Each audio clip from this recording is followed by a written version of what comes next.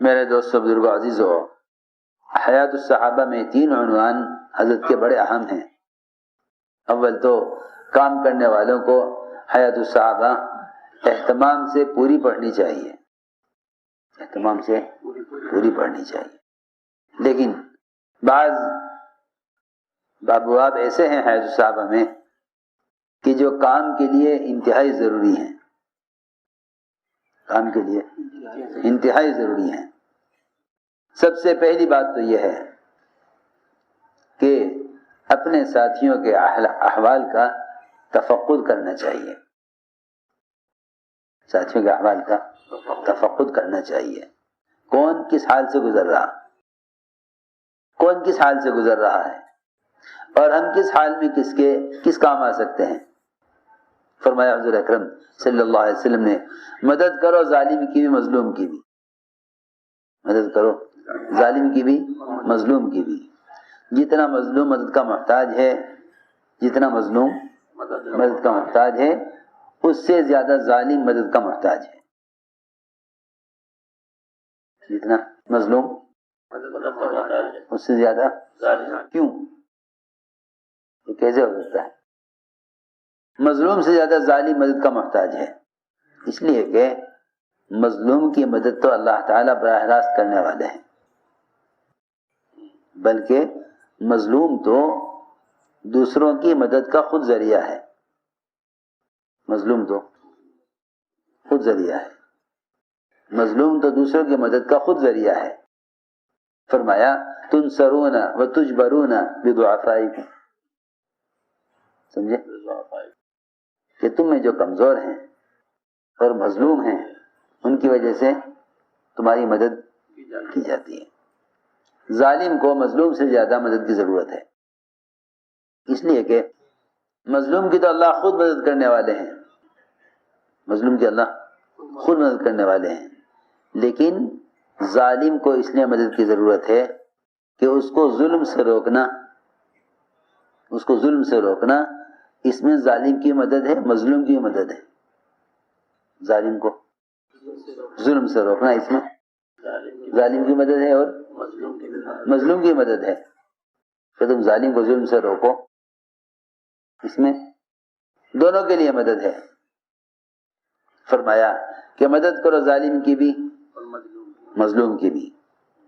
صحابہ کرام کا ایک معمول یہ تھا کہ وہ اپنے ساتھیوں کے احوال کا تفقد کیا کرتے تھے، کون کس حال سے گزر رہا۔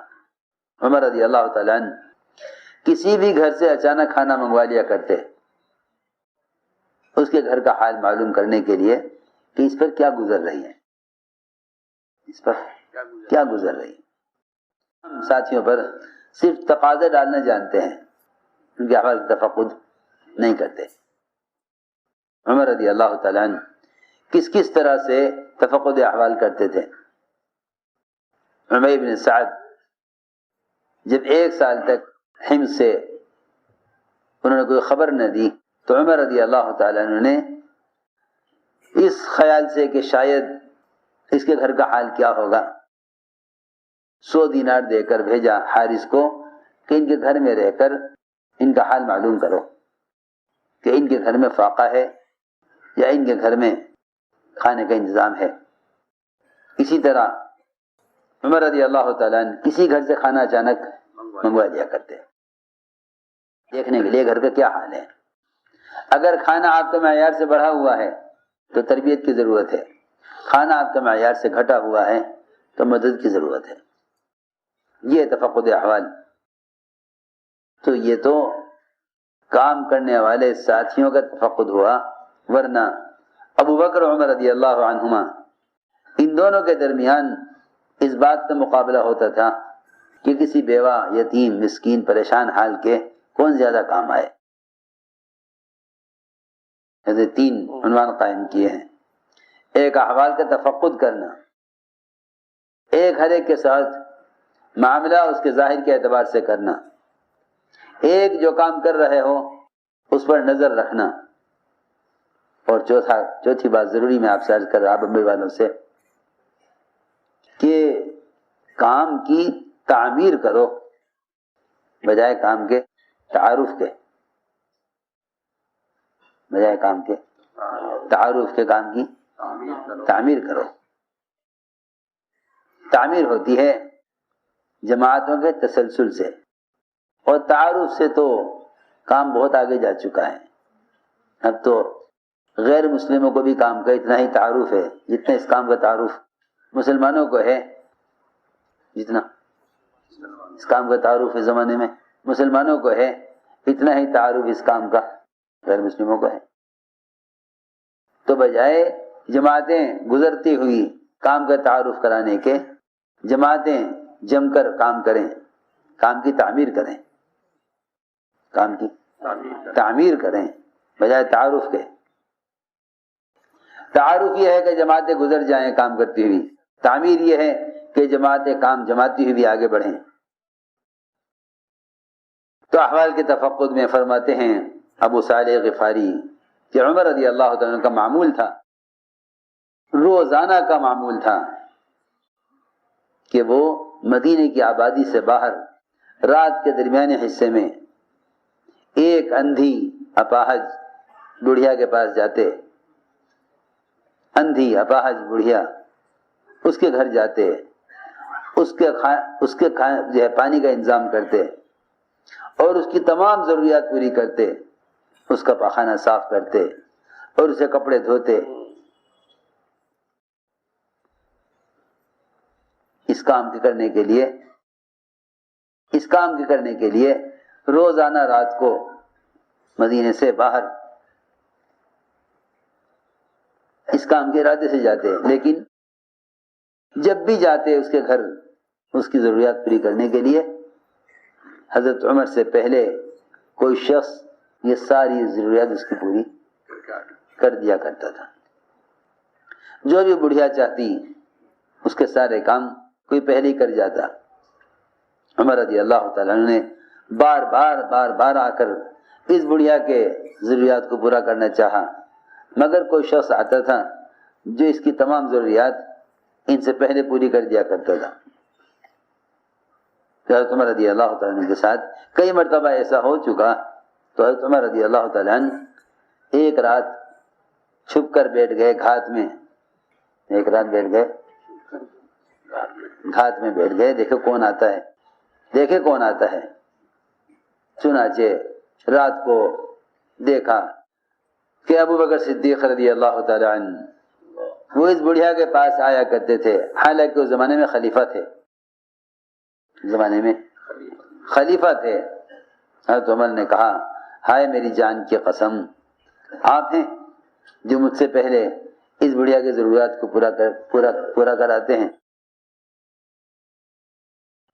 چنانچہ حضرت بکر کی وفات کے بعد عمر رضی اللہ عنہ کا یہ معمول بن گیا کہ یہ رات کو نکلا کرتے تھے اور اس کے گھر جاتے اور اس بڑھیا کی تمام ضروریات پوری کرتے. حضرت طلحہ نے دیکھا کہ عمر رات کی تاریکی میں اور رات کے سناٹے میں عمر ایک اجنبی گھر میں جاتے ہیں. حضرت طلحہ رضی اللہ عنہ کو خیال ہوا کہ آخر حضرت عمر کا اس گھر میں کیا کام. دیکھا کہ عمر رات کو ایک گھر میں داخل ہوئے، پھر وہاں سے نکلے دوسرے گھر میں داخل ہوئے. حضرت طلحہ نے دیکھ لیا. صبح کو طلحہ رضی اللہ تعالیٰ عنہ اس گھر میں گئے. اچانک دیکھا کہ اس گھر میں تو ایک اپاہج بڑھیا اندھی وہ بستر پر پڑی ہوئی ہے. حضرت طلحہ نے پوچھا بڑھیا سے کہ یہ کون آدمی ہے تیرے پاس آتا ہے، کیا بات ہے، کیوں آتا ہے یہ آدمی؟ بڑھیا نے کہا کہ یہ تو میرے پاس بہت زمانے سے آتا ہے. یہ تو میرے پاس بہت زمانے سے آتا ہے. یہ تو میرے پاس بہت زمانے سے کئی سال سے آتا ہے اور میری تمام ضروریات پوری کر دیتا ہے اور میری ہر حاجت پوری کرتا ہے اور میرا پخانہ صاف کرتا ہے، میرے کپڑے دھوتا ہے. حضرت طلحہ نے کہا یہ بات سن کر کہ اے طلحہ تجھے تیری ماں گم کرے، تو عمر کی لفظش تلاش کرنے نکلا تھا. کہ ہم اس گھر میں کیوں آتے ہیں. دوسری بات یہ ہے، دیکھو بھائی، کام کرنے والوں کو چاہیے کہ اس طرح چلیں اور کام میں ایسے یکسو ہو کر چلیں کہ جس سے ساتھیوں کا اوپر سے اعتماد ختم نہ ہو. دیکھو بہت ضروری بات ہے، اپنا اعتماد کام کے اعتبار سے باقی رکھنا ساتھیوں کے ساتھ چلنے کے لیے ضروری ہے. سمجھے نہیں؟ ساتھیوں کے ساتھ چلنے کے لیے ضروری ہے اپنا اعتماد باقی رکھو. ورنہ اگر ایک دکان کے ملازم سے بھی اعتماد اٹھ جائے تو اس سے بھی مالک کام لیتے ہوئے گھبراتا ہے. بہت ضروری بات ہے. ایسے چلو کہ ساتھیوں کا تم پر اعتماد باقی رہے. اعتماد کو کبھی بھی متاثر نہیں کرنا چاہیے، اس لیے کہ معاملہ جس کے ساتھ بھی ہوگا وہ اس کے ظاہر کے اعتبار سے ہوگا، اندر کے اعتبار سے نہیں.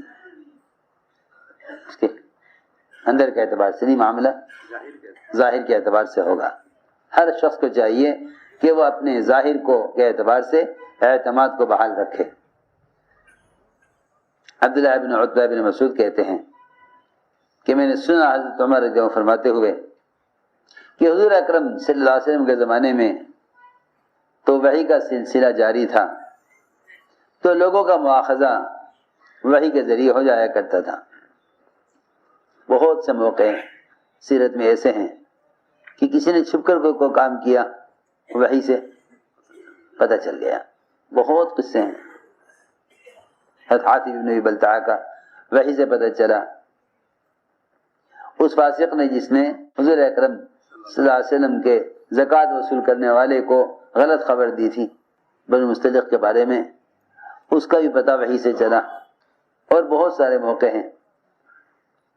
تو آپ کے زمانے میں تو حضرت عمر فرما رہے ہیں کہ آپ کے زمانے میں تو وحی کے ذریعے لوگوں کا مواخذہ ہو جایا کرتا تھا.